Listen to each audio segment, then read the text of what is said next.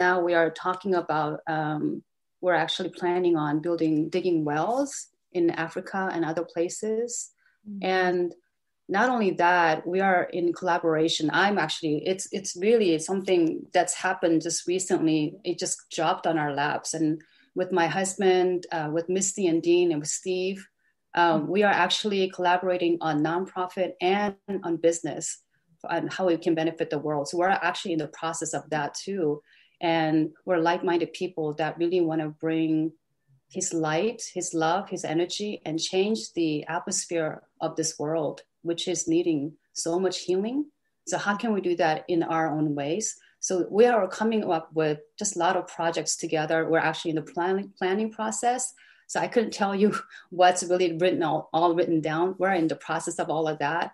And so Kallah 31 is transitioning as well, as we are just collaborating with different ministries, because we can't do it alone. And we're not about who gets the credit, really. It's really about, are we making the world a better, safer place where hungry kids get to eat, where there's fresh water for people, where people have roofs over their heads.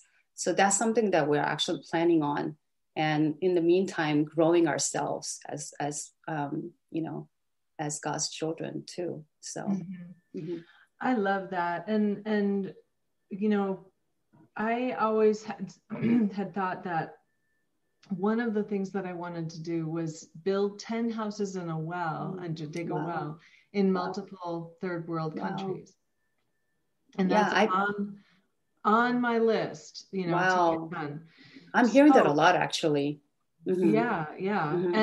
And one of the ways that these projects that help people around the world get done is through business, because who funds it, right?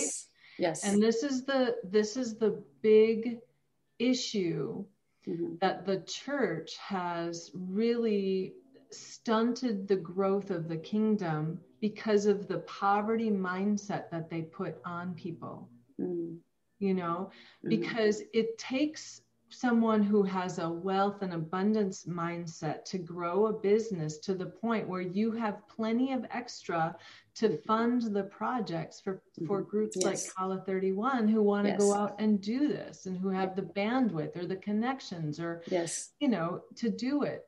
So it all takes a lot of money. And so I know that the connections that you guys have obviously are connected to people who have businesses to fund it.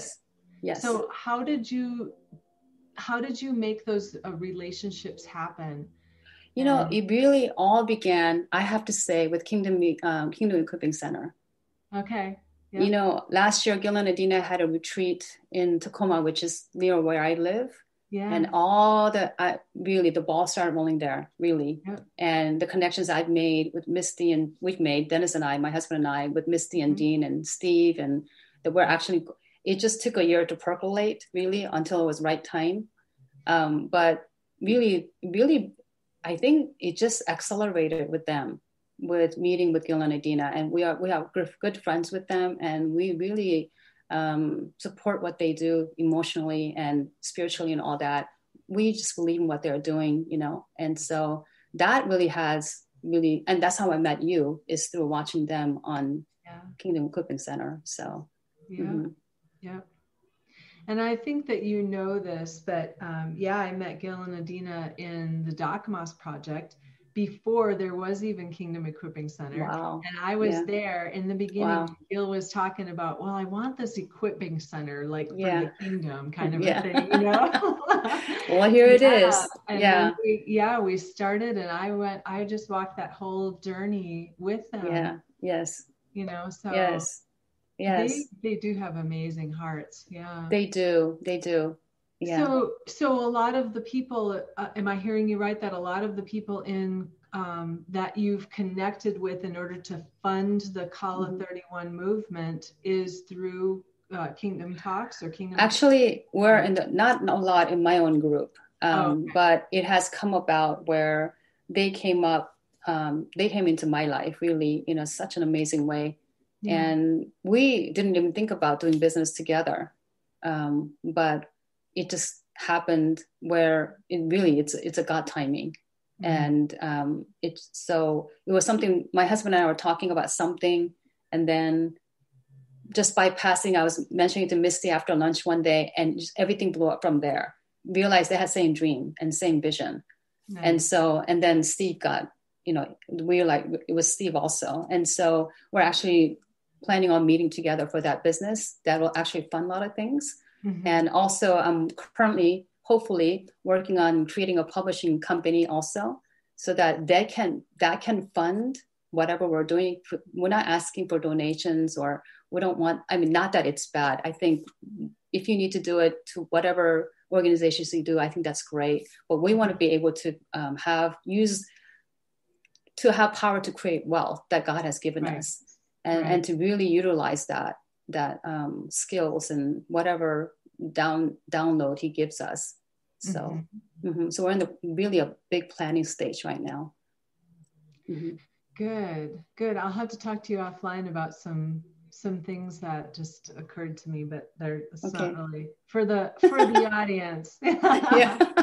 Yeah. So let's transition into the book, because a lot of the authors, and you're the first one, but a lot of these women are part of Kallah 31, or are they all? Yes. Well, except for Misty, she has her own nonprofit, but we are going to work together. And so, yes. So those ladies, in each of their own, they have their own things going. And we just encourage that. And I realize change is always inevitable. Growth means change. So however that changes for everybody, is free to come and free to go kind of place for us, however you're led. So, So let me hold this up here so you can see it. From broken to wild and free, stories of becoming. And you know what? We need to put a link on bokimspeaks.com just to get to the book there. Yeah. Otherwise people just search for it on Amazon, or do you have it? Amazon has it. Amazon has it. And we're actually currently working on updating our websites. Website.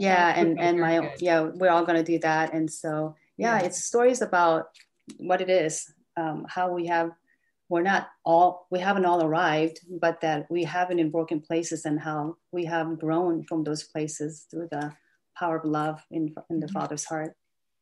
Yeah, that's really good.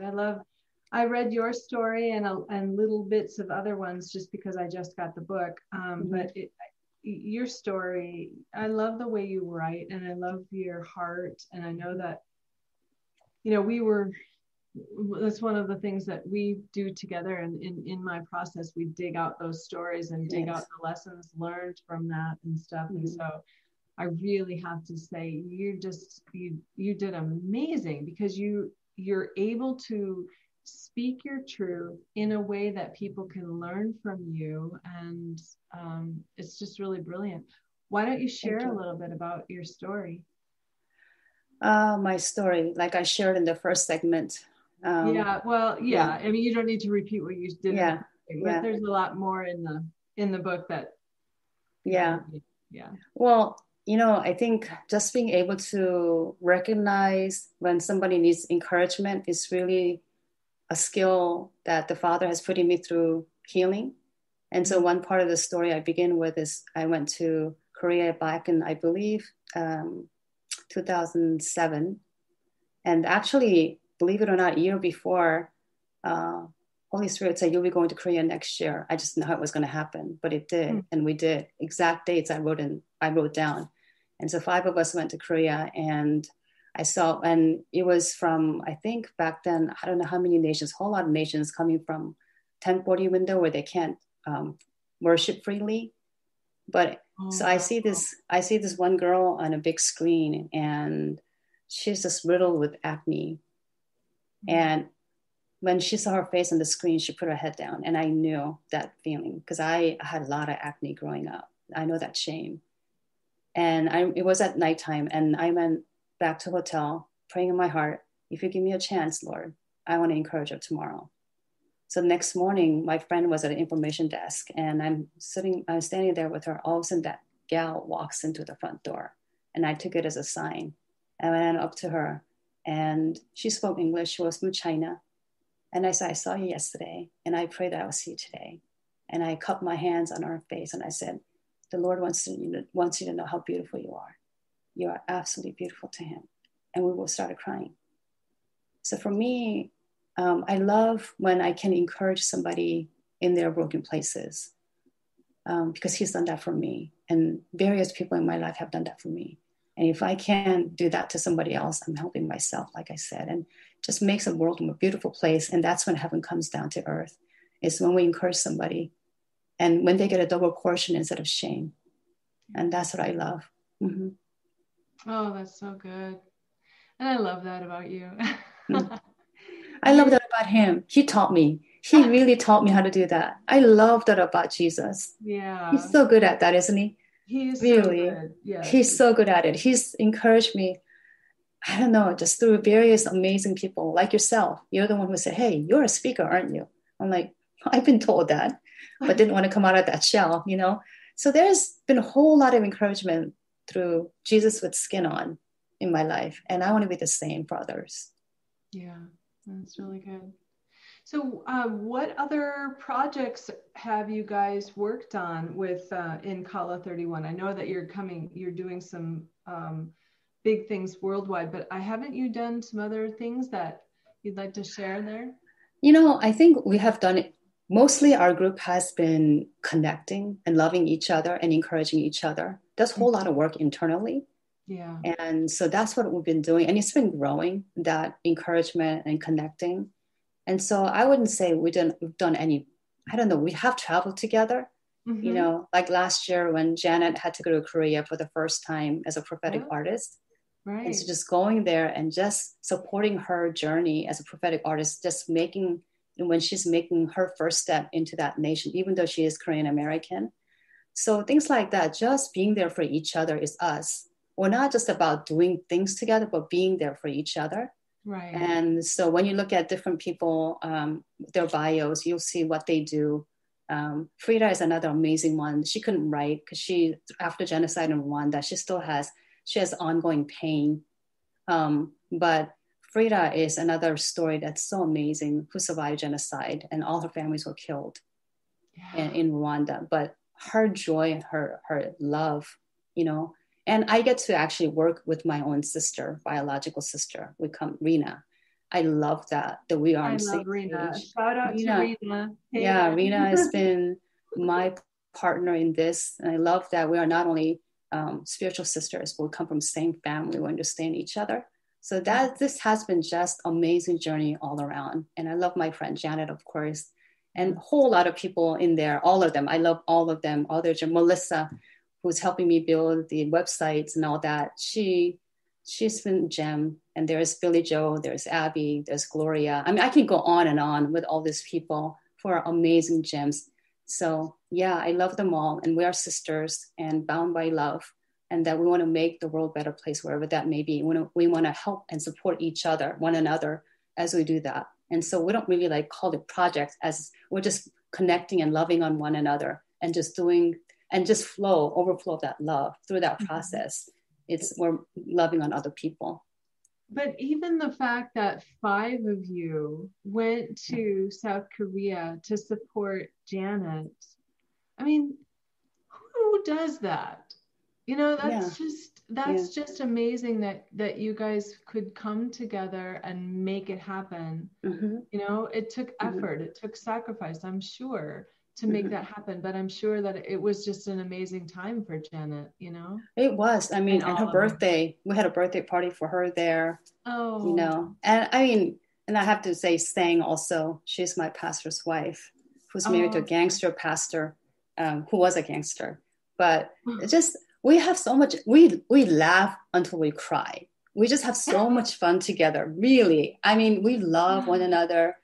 We do trips together just to keep that bond going. But out of that comes this atmosphere of love, whatever we do.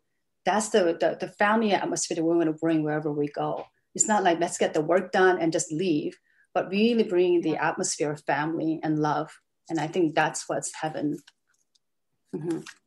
Yeah, that's really good.